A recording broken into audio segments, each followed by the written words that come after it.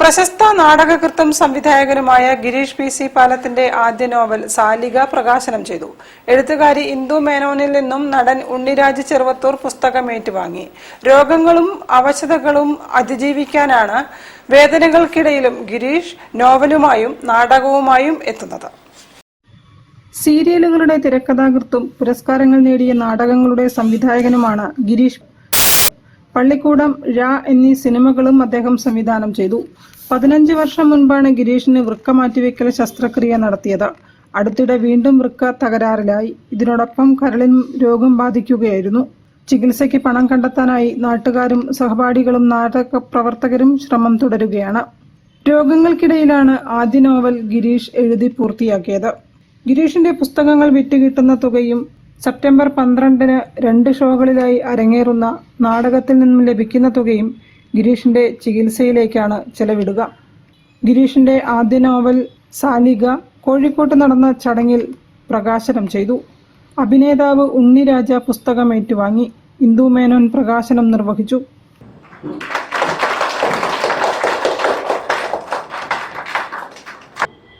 നാടകത്തിന് ഒരു വലിയ കലയായതുകൊണ്ട് തന്നെ അത്തരത്തിലുള്ള ഒരു സാമ്പത്തികമായിട്ടുള്ള ഭദ്രതയും സാമ്പത്തിക പിന്തുണയും വളരെ അത്യാവശ്യമാണ്.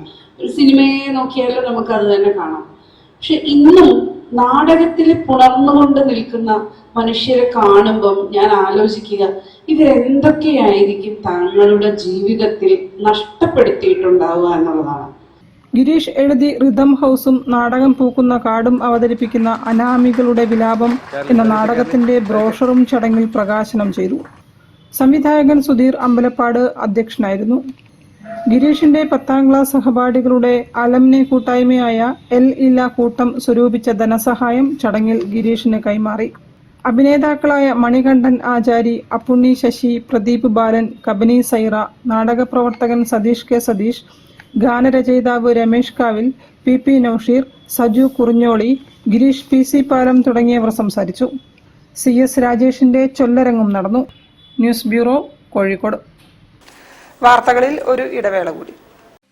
ക്യാൻസറിനെതിരെ പൊരുതാനായി കാലിക്കറ്റ് സിറ്റി സർവീസ് സഹകരണ ബാങ്കും MVR ക്യാൻസർ സെന്ററും സംയുക്തമായി അവതരിപ്പിക്കുന്ന ക്യാൻസർ ചികിത്സാ സഹായ പദ്ധതിയാണ് മാസ് കെയർ.